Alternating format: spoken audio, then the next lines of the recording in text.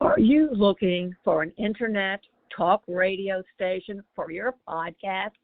Look no further. At the helm of Passionate World Talk Radio are two women that want to provide a spot for you and your podcast to be heard. There are many other places for your podcast, but PWTR has the audience. You will not be disappointed. Our station has been on the internet for the past 16 years. Call us for more information. 484-364-1032 or text Jeannie White, station manager at THECONNECTSHOW@gmail.com for podcast show details. Welcome to Passionate World Talk Radio. Educate, enlighten, entertain. Hello, everybody. This is Betsy Wurzel, your host of Chatting with Betsy on Passionate World Talk Radio, where our mantra is to educate, enlighten, and entertain. The views of the guest may not represent those of the host or the station. Folks, do you think the healthcare system is broken? Do you want to know what doctors think? Oh, you're going to want to listen to my guest. My guest today is an incredibly talented person. He wrote the book, One-Legged Mongoose, which is so phenomenal. It's the #1 bestseller. One-Legged Mongoose, Secrets, Legacies, and Coming of Age in 1950s New York. I suggest you go on Amazon and get this book. I did interview Dr. Marc Straus about it back in October 23rd, so you could go and look for that show. I'm going to tell you more about Dr. Marc J.Straus. Dr. Straus is a poet, a writer, medical oncologist, and art collector who lives with his wife Livia in Chappaqua, New York. He is the author of numerous scientific papers and articles on contemporary art and has published 4 poetry collections, including Not God, staged off Broadway. His poems and stories have appeared in Plowshares, Canyon Review, and many other literary journals. The Strauses founded Hudson Valley MOCA in Peekskill, New York. Marc runs Marc Straus Art Gallery in New York City. One-Legged Mongoose is his first book of prose. And not only that, but while Dr. Straus was training in his oncology, he took gold in New York City judo tournament in 1967 and coached the U.S. karate team of the 10th Maccabi, that's how I pronounce it, in Israel in 1977. You are amazing, Dr. Straus. Welcome to Chatting with Betsy again. I'm so happy to have you with me today. Thanks for having me. You're welcome. Dr. Straus, when did you go to medical school, if you don't mind me asking? Oh, my God, 1964. Oh, wow, so things were so much different back then. It was, and when I went into cancer medicine, as I started, they didn't even have boards for it yet. And it was really primitive. Things have changed a lot. Yes, yes. And how long have you practiced as an oncologist? Over 35 years. And that's, I had several years of research and then a long clinical practice. Yes, and you wrote, I forgot to mention, numerous articles about lung cancer. Yeah, I wrote about, I was focused on how you optimize the use of chemotherapy in various cancers. How do we make these choices more scientific, more efficient? And I spent a lot of time doing that. And I thank you for that. And I'd like to know, what year did you retire from medicine? Well, I thought I would retire about 11, 12 years ago. And the very next day, it took time. And then the very next day, I got a call from somebody who insisted I see their 17-year-old nephew. And I said, well, I retired yesterday, but they didn't let me off the hook. And I guess I kept doing consults around the world for another few years until I had to find a way to wean myself off. Wow, that's very impressive, Dr. Straus, because I could just tell that you're a very caring, compassionate man. And that's very, very important, especially in your area of expertise, oncology. I would like your opinion. What should someone look for when choosing an oncologist? Well, that's a tough one because,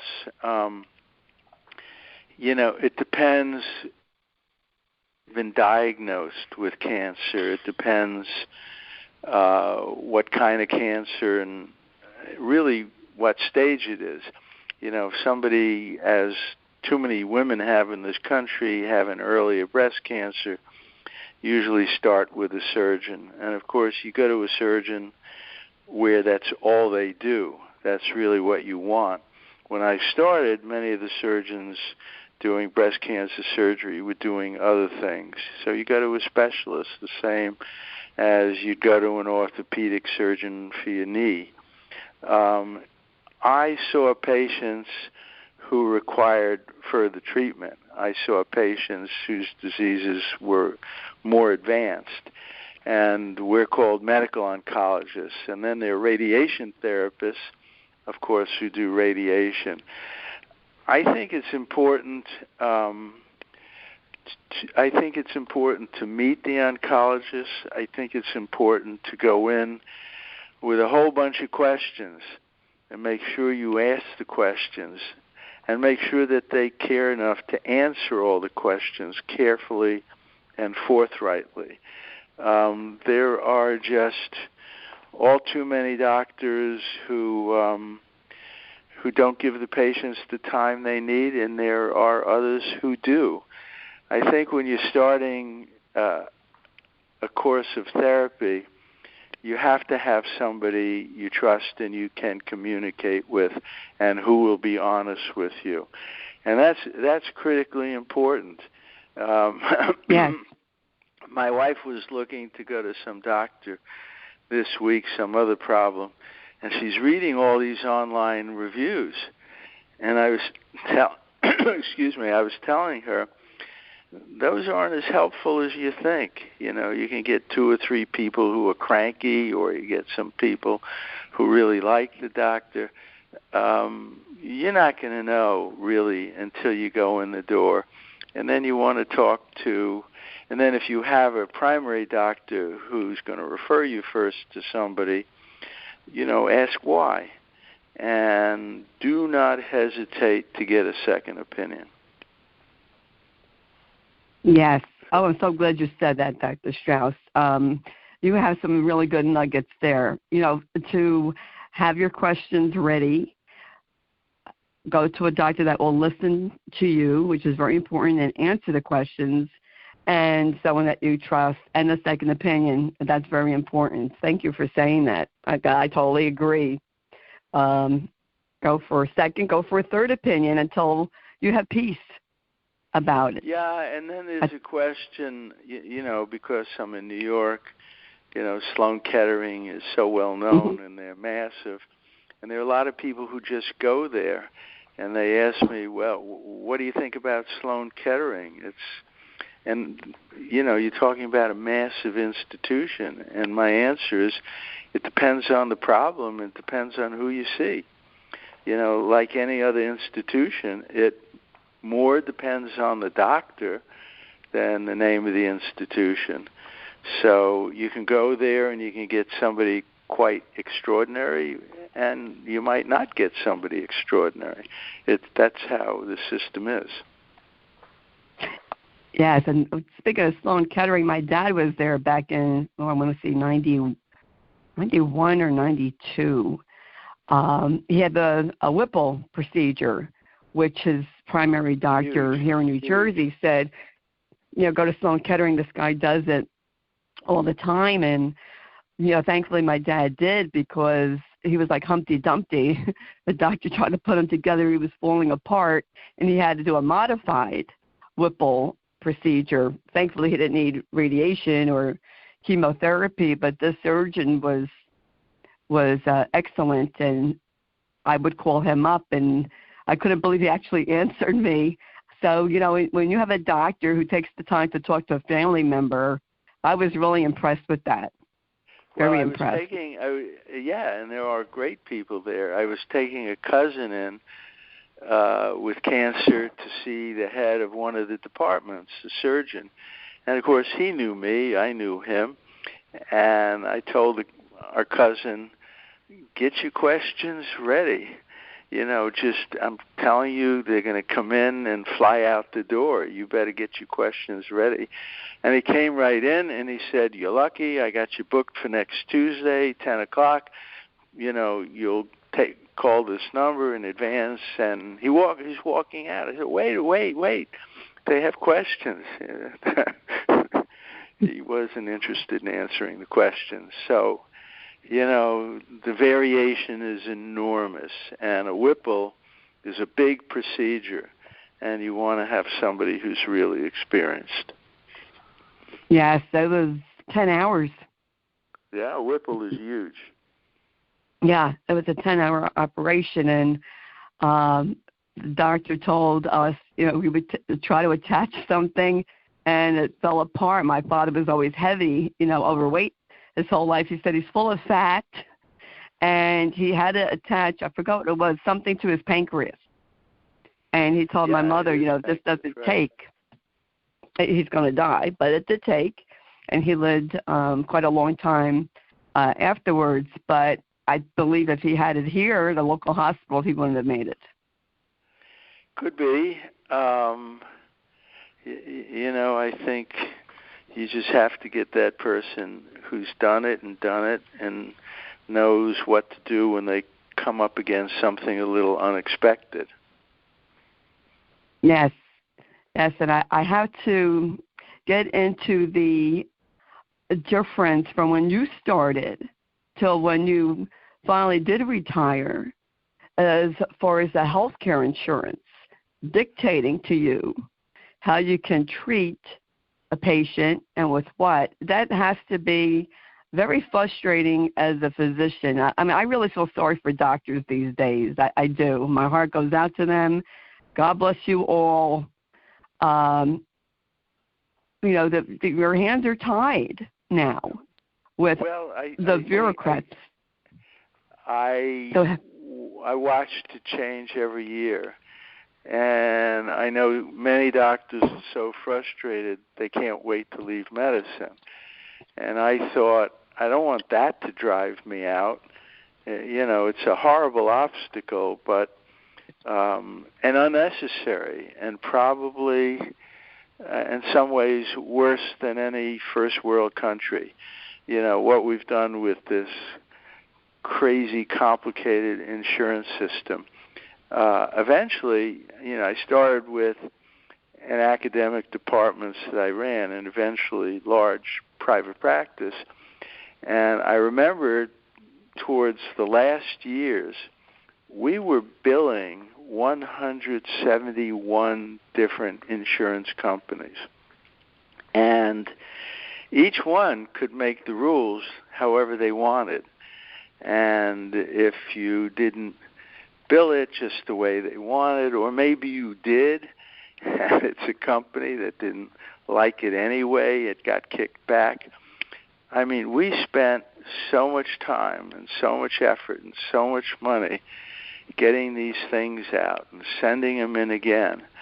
They made it impossible, and so much so that I began to realize towards the end of the 1980s that the typical, 2, 3, 4 doctor practices that you see all over the United States are mostly going to disappear.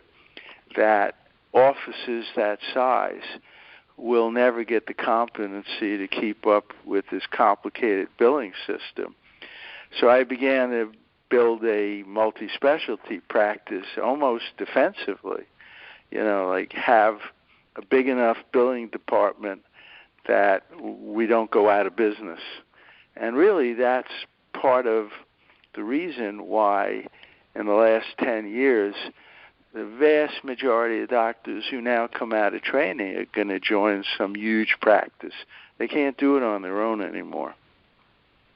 Yes, that's very true. My primary doctor, her son, just graduated from medical school, and I said, "You're going to start a practice?" And he told me, "You just can't do that anymore. You just can't start a practice like back in the old days. You'd buy a building and start your practice.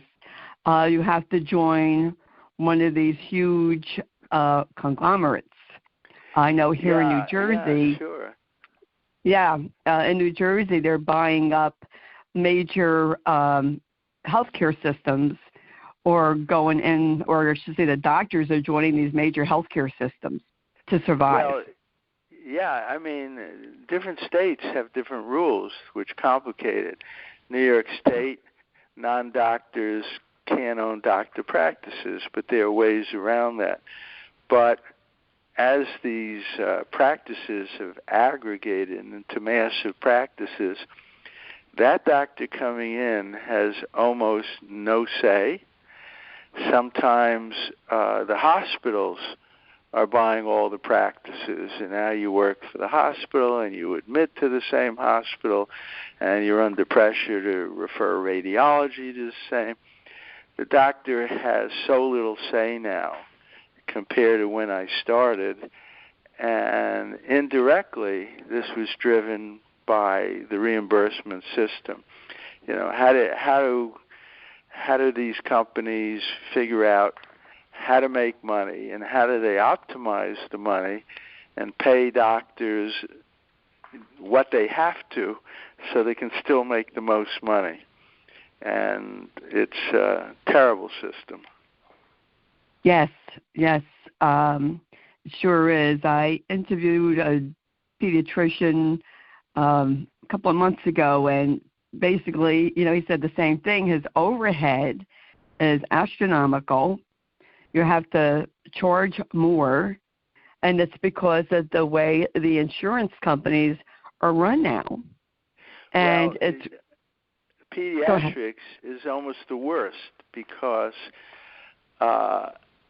I don't know how we could ever have had a system like this, where the average pediatrician in the country, in most areas, barely make $100,000 a year. I mean, it's for some people, of course, that's a very good living.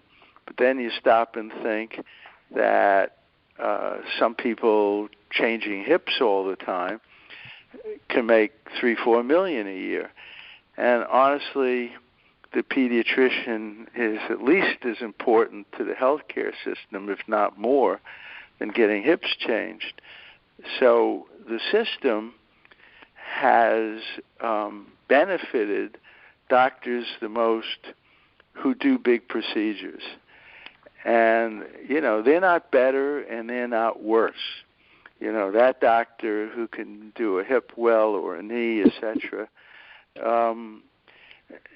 the good and the bad, and the good pediatricians and bad pediatricians. But we've made it prohibitive for people to go into pediatrics and even OBGYN, which is a whole other issue where the malpractice is over $200,000 a year.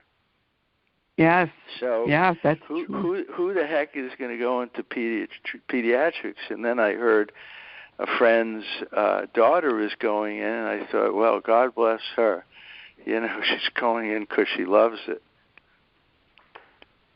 That's very true. I have a cousin who's in New York State, and he was an OB/GYN doctor, and he retired from that and became a school teacher. Well, many people won't do OB because the hours are terrible. The malpractice suits are all the time, and malpractice costs over $200,000. Somebody delivers a baby and it's not quite right. Even if absolutely no fault of the doctor, they're going to get sued. Yes, it's very expensive. I know when I did go to OBGYN, and this is a very long, well, probably in the 90s, and the doctor told me at that time he was paying $42,000, and he said, I'm at the lower end. It goes up. That's just crazy. I mean, how do they expect a doctor to make a living? And, people wonder, well, why are we going for, this test and that test? Well, I believe a physician is afraid of being sued, so he's going to do tests. He or she will be doing tests to be on the safe side. Well, yes, mostly, but the way, the question you started with was insurance, and reimbursement has driven healthcare in this country, and decisions are made in many, many cases to optimize what you can get from the insurance company. So, when Obamacare came along and everybody thought, well, the whole system would fail, and it hasn't, the hospitals were all against it. Almost all the doctors were against it. Well, the hospitals are not against it now because they figured out, not all cases, many cases, how to make more money. And, the doctor big groups, they were doing the same. They were figuring out how to make more money. And then you have the drug companies in this country who get to charge whatever they decide. And I want to go back to that one because when I started in oncology, pretty soon we had a couple important chemotherapy drugs, and they were really inexpensive. It was a time when, the companies weren't thinking that the prices of this should be much different than anything else. One of the drugs I did a lot of research on, and it's still around, cost about $20 for a bottle of 100 pills. And eventually, new cancer drugs were costing over $20,000 a month. And the difference between dollars, and then it was $1,000 a month, and then it was $20,000 a month. What happens if the patient had to pay a 20% copay? Most people can't. If the doctor bills it and the insurance company doesn't accept it, the doctor might be out that $20,000. So it becomes this precarious system, but the drug companies get their money. And, this has caused one of the big divides in the cancer healthcare system because depending on the insurance you have, people are not getting equal care. I believe that, yes.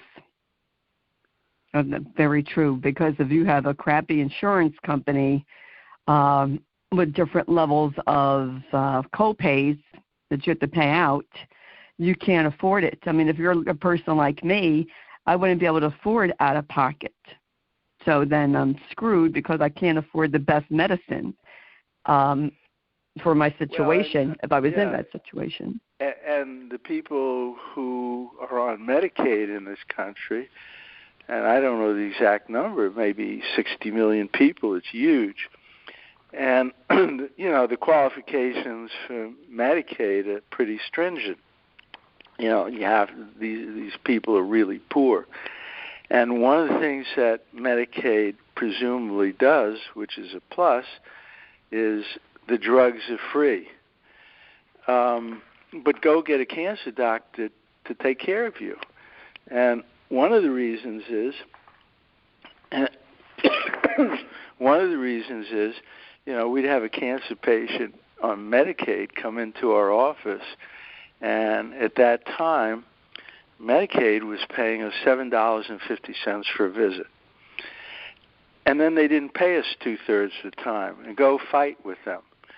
So we averaged $2.50 a visit.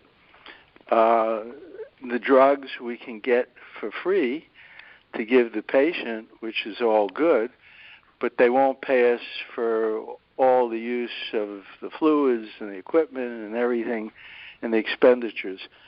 So unless a doctor has a specialized Medicaid clinic, you take care of Medicaid patients in this country, you're going to lose a ton of money, which is why they don't get equal health care.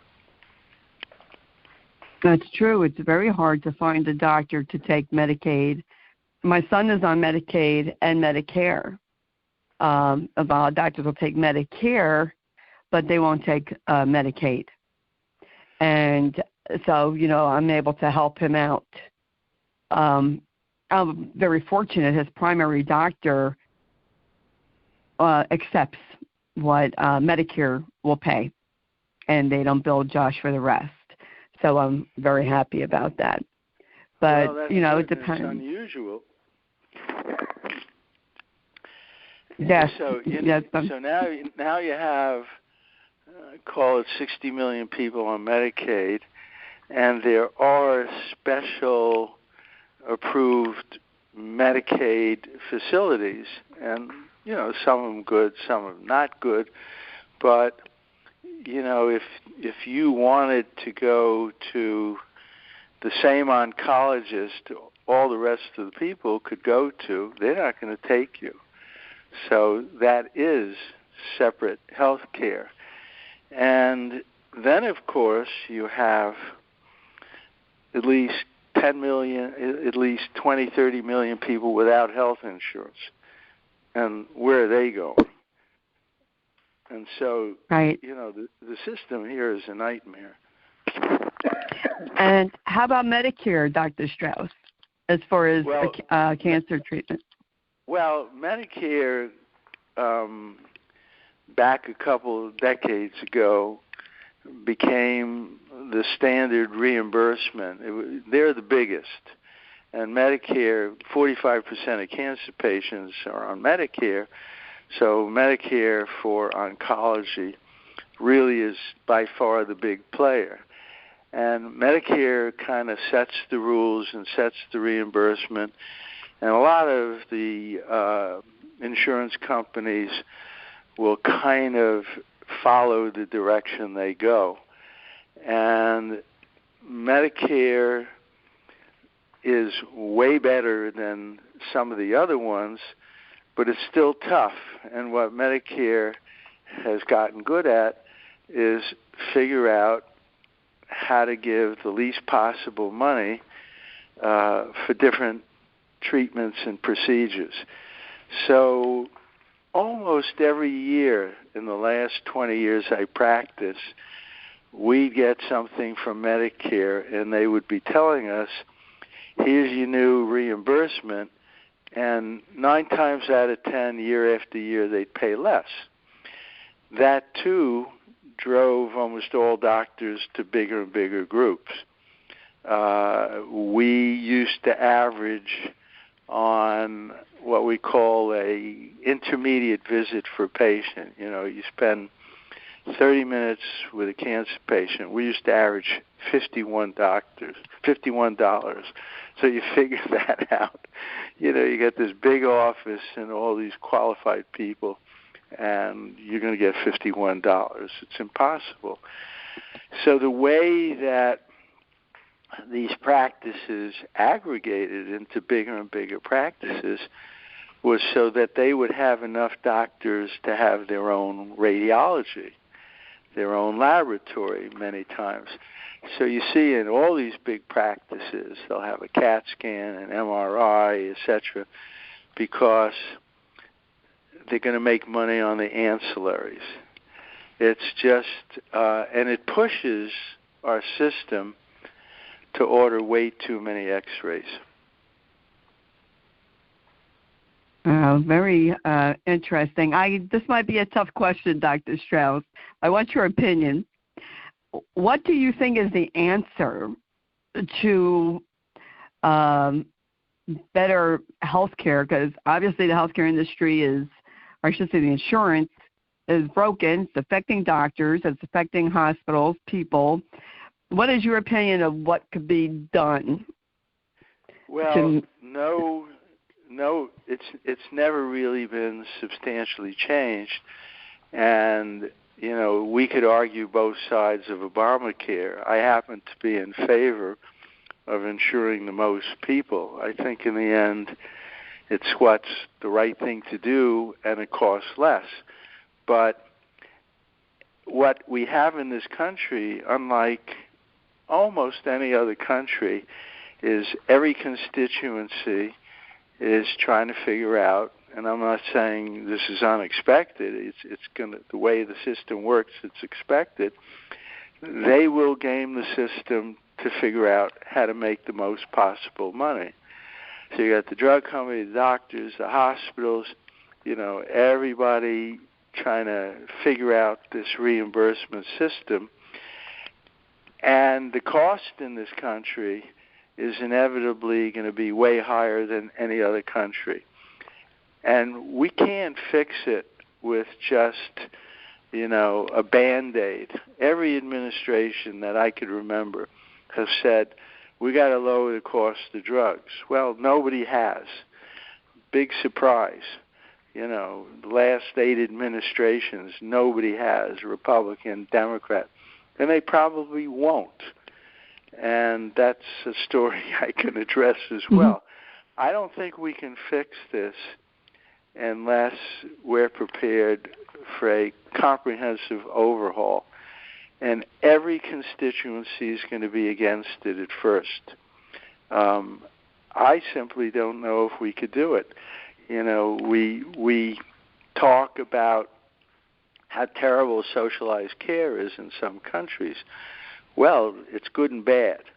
You know, okay, in Canada it may take way more time to get a CAT scan. That's true. Same with Great Britain. Mostly the care in Scandinavia and Germany and Holland are excellent, and it's way less expensive.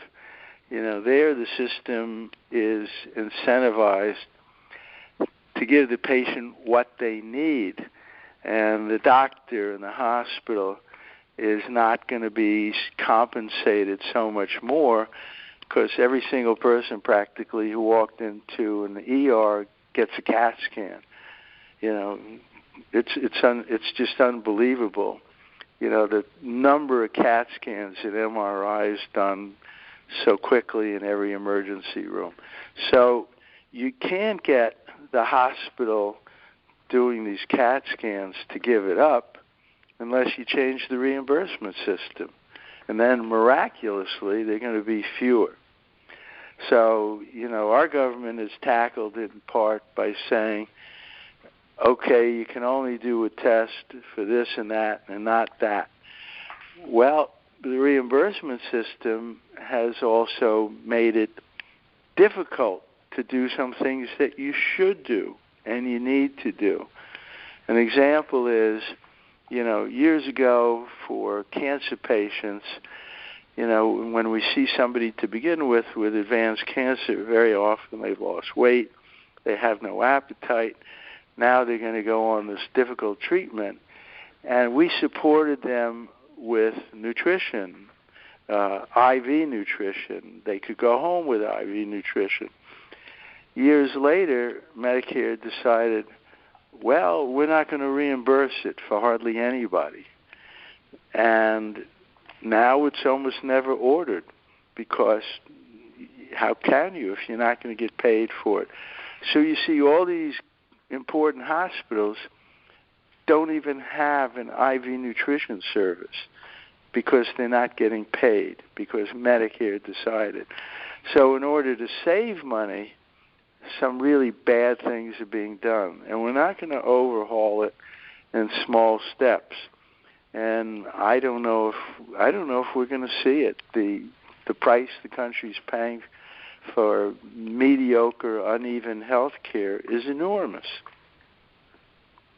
Yes, it's I have to say I'm on Obamacare, and the my out-of-pocket is so ridiculous that I can't. I keep my fingers crossed that I don't get sick or have to go in a hospital, because I certainly would bankrupt me. I'm going to be 65 in December. I'll be on Medicare, and I have to get a supplement. But you do have to get a supplement. Yes, yeah, and it's costly, but really, it's healthcare is tough. It's very tough. I'm on Medicare. My wife and I are on Medicare. We're older than you. We have to have a supplement. I mean, you're dead in the water if you have something big and you don't have a supplement.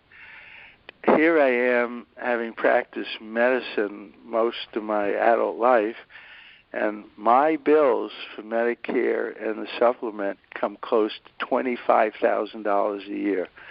Now, very few, just not a high percentage of Americans can afford that at all.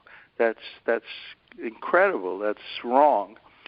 And it doesn't have to be. And, when you start seeing where the money is parsed out in the healthcare system, it's ugly. Yes, it is. It is so heartbreaking. When my husband was up in a hospice unit, a hospice doctor said that his hands are tied. He can't practice like he would like because of the insurance. And to admit someone to the hospice ward, they have to meet certain criteria. And Correct. They never know if they're going to get reimbursed. Even if they do everything right, like you said earlier, they still might not get reimbursed for that. I mean, well, this is one crazy. of the biggest insurance companies in the Northeast. This is maybe 20 years ago. We were billing them. We're not getting money. We're in trouble, and we're a big practice. And then we go call, and they say, well, we never got your invoices. So we hand carry another set 3 inches thick. And then we call, oh, we didn't get it. So I finally got involved. I said, I got the number 2 person. I said, we're going to walk in. I'm going to put it on your desk, and you're going to write that check. And he said, well, I'll give you the check if you'll take 60 cents on a dollar. So it was a game.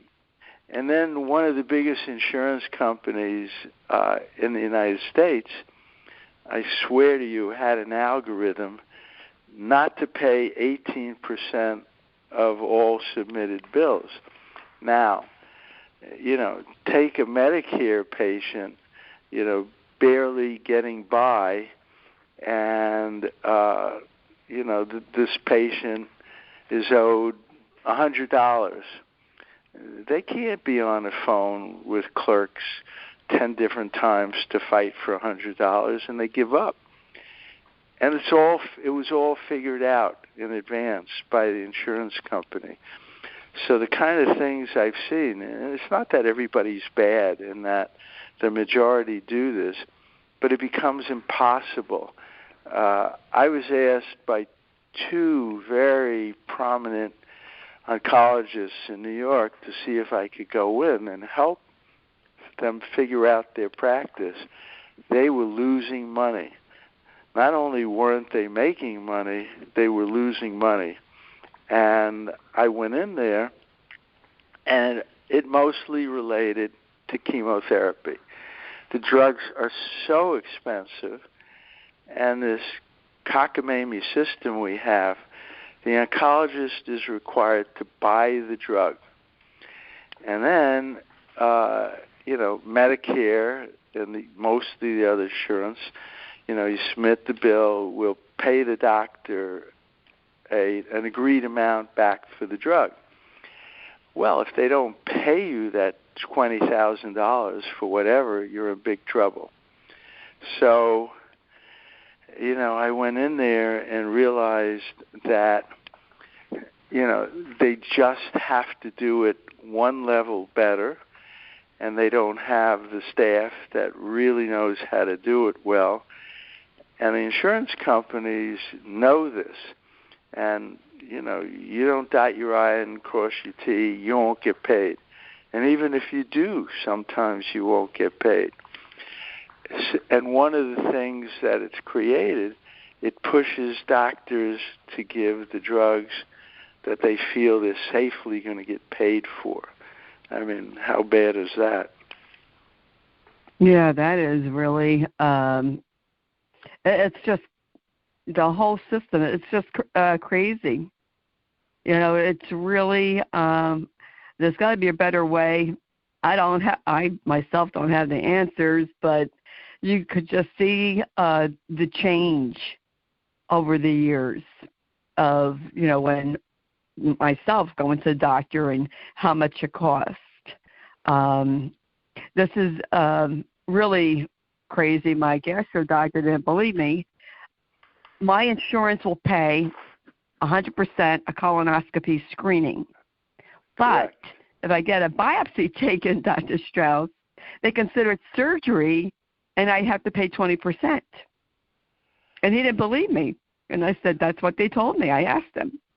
Well, you have to have a supplement. You're going to have to have a supplement. Right.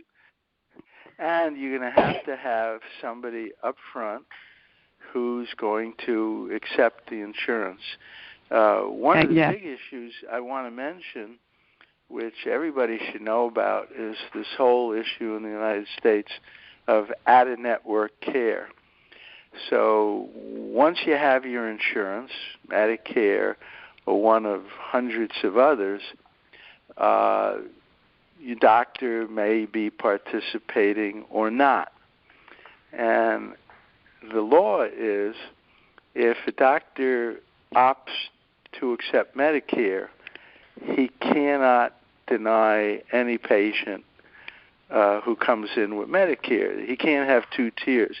Yeah, I'll accept you and I won't accept you. That's actually unlawful. So doctors are stuck. You're all in or you're out. And I've watched this. It's a very, very big decision for them. Can they make more money? Maybe they can't see all the patients, of course. Well, in New York City, if you want to go to a breast cancer surgeon, I don't know of a single one in the entire city who accepts insurance. Now, there may be. I just don't know them. So you're going to pay whatever the price is. And so if your insurance would pay, reimburse $3,000, $4,000, you can be charged $20,000, $30,000. Many orthopedic surgeons in a big city like this opt out of insurance. So they may charge $50,000 for a hip. And maybe, I don't know what Medicare would pay, it could be $6,000, $8,000. So a patient has to know all this going in the door, and 98 times out of 100, you can get somebody just as good who accepts insurance. This whole notion that you go to the biggest and the best and you got to pay this tremendous price is just usually not true. Yes, it's very important for people to, before they go to a doctor, find out if they are in your network. Correct. Because if they're out of network, you're going to be shocked when you get your bill. Well, you got to ask, but yes, the pitfalls in this country, and that's why I don't know how the hell they're going to fix it. A lot of surgery now, the vast majority of surgery is surgery centers, same day, hospital or non-hospital, get them out in 24 hours. And this is an enormous source of income now for hospitals, not hospital beds, but same-day surgery and ER. And you go in and maybe you get a colonoscopy. And you think, okay, I'm covered. But then they're going to have an anesthesiologist who's going to charge. And there's going to be a big hospital fee for being in that little suite to do the colonoscopy. So you go in the door and you might get hit with bills that are just not the gastroenterologist, but 5 other bills that you didn't expect. And absolutely, yes, absolutely. I mean, people can't afford it. It's just, and no. You don't know. I went into an emergency room several months ago, and I mean, they know who I am, for Pete's sakes. And I go in there, and I wait 5 hours, and I wasn't the sickest person. I really had a problem. But by the time the 5 hours came, I thought, damn, whatever it is passing, I'm going home. And the first thing they want to do is do a CAT scan. They didn't even have a full history. They're going to do a CAT scan. I said, I'm not doing a CAT scan. You know, whatever it is, I'm okay. I'm going home. And I got a bill for $4,200, and nobody did anything. Wow. That is that's I mean it is absolutely insane. I mean the prices. I know my copay just to go to the emergency room is $200. Well, that's high, and that's unusually high, and that's part of the problem.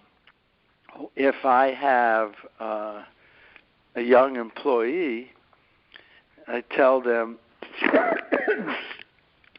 you should be less interested in the copay, because what's the odds a 25-year-old is going to get that sick, etc. What a 25-year-old wants is, in case there's a disaster, not to have a $100,000 hospital bill. But there are employees who want a copay of $0 rather than $20. But when it gets terrible is older people who may be more vulnerable with a high copay. Then it gets tough. So yeah. I don't see how we're easily going to fix it. And part of the reason is who decides that we get to fix it? Well, in the end, it's Congress, probably. And that's a whole other story, because the problem with Congress is they're spending 60% of their time raising money to run again. And that's a system you don't see hardly anywhere else. I mean, you have a presidential election in most countries in Europe, and I'm not saying these countries in many ways are better than us, but those presidential elections are under 2 or 3 months and they're done. I mean, here, when you look at what it costs to run in a typical state for the United States Senate, where are they going to raise that $20 or $30 million? Well, when they raise that money, the people who give them the money have an agenda. And that agenda may be the cost of health care. Yeah, yes. Well, you are full of insight, Dr. Straus. I so appreciate you coming on today. I know you're a busy man, and I appreciate your time and talking about the healthcare industry. I have said on many shows, be prepared when you go for a doctor's visit. Have your questions. Go to a doctor that listens to you. And I'm glad you said the same advice, so they hear it from someone else. And, things they're tough. My out-of-pocket, I have to pay for my x-rays and my CAT scans, MRIs if I get them. They will pay 50%. Yeah, they will pay 50%, when I reach my deductible out of pocket, which now is $8,750. Well, so you this don't is have crazy. Medicare. You don't have Medicare yet because not yet. I know, I could tell, because Medicare would actually be better. Right. And, your coverage is pretty typical, and it's awful because the premiums are so high, so you have these compromises. But, Medicare is huge, and it's pretty imperfect, but it's way, way, way better than what you're describing.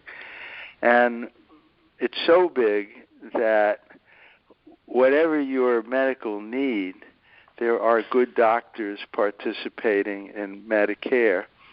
And I want to second again what you said, and I think I said earlier, you have to go in, you even have to be willing to ask the money questions. Most patients won't.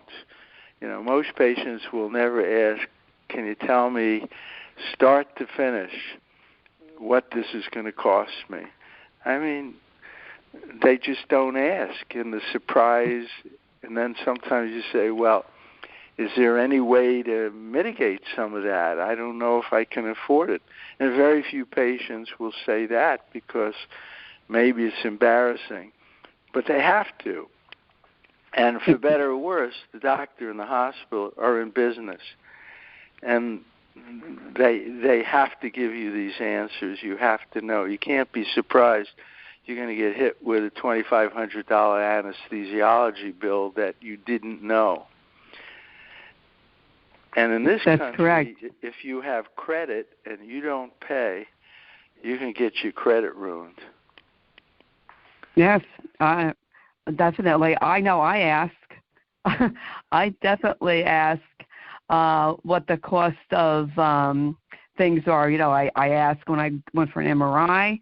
I asked when I went for a CAT scan, what it is, because when I went for a CAT scan MRI, I had to pay that money up front, or I didn't get it done. They want you to pay up front that day before you get it done. And you have to know, because the anesthesiologist also, when you go for a procedure, they may not be in your plan, but that's the one that's in the building. Right. And you don't have a choice. Exactly. It's so many things, sending the specimen to the lab. I used to say, make sure you send it to LabCorp because that's what I have. They won't pay it if you go somewhere else. All these things that you have to know. But I want to thank you again, Dr. Marc Straus, for coming on, and I wish you much success. Dr. Straus is working on a new book, a novel, and I hope he'll come on my show when it's published. Please. I can promote your book. And I want to tell the audience, if you want to know more about Dr. Marc Straus, go on his website. It's small letters, lowercase letters, they say in preschool, MarcJstraus.com. And you can find out about Dr. Marc Straus there. You could order One-Legged Mongoose on his website, or you could go to Amazon.com and order this book, which, again, it's 5-star reviews, #1 bestseller, and it is a phenomenal book about Dr. Marc Straus's life from the ages of 10 to 12. Powerful, raw book, but it is excellent. So I want to thank you again, Dr. Marc Straus, and best wishes in your future endeavors. You too. Get that Medicare. Yes, I will. I certainly will. And Take a supplement. Thank you. Folks, if you missed any of this, bye-bye. If you missed any of this podcast, you can catch it again wherever you hear your favorite podcast. It is free to subscribe to Chatting with Betsy on podcasts, Spotify Speaker. Those are just a few. I want to thank Dr. Marc J.Straus for coming on. I want to thank his publicist, Lisa Warren, president of Lisa Warren PR, for arranging the interview. I want to thank Jeannie White, who's the station manager of Passionate World Talk Radio, for producing the show and writing the blog. Please read the blog for information about Dr. Marc J.Straus. And I want to thank Lillian Caldwell, CEO of Passionate World Talk Radio, that makes this all possible. So please share this podcast. Thank you for listening, and I appreciate it. And in a world where you can be anything, folks, please be kind. This is Betsy Wurzel, your host of Chatting with Betsy on Passionate World Talk Radio. Bye-bye now. Are you looking for an internet talk radio station for your podcast? Look no further. At the helm of Passionate World Talk Radio are two women that want to provide a spot for you and your podcast to be heard. There are many other places for your podcast, but PWTR has the audience. You will not be disappointed. Our station has been on the internet for the past 16 years. Call us for more information. 484-364-1032 or text Jeannie White, station manager, at THECONNECTSHOW@gmail.com for podcast show details. Thank you for listening to Passionate World Talk Radio. You can listen to this program all over again by going over to https://passionateworldtalkradio.com. You can also hear it on Spotify, Spreaker, Amazon Alexa, AMFM247.com every Tuesday evening between 8 and 9 p.m. YouTube, Facebook, Facebook Live, LinkedIn, and all the other podcast directories one can find on the Internet.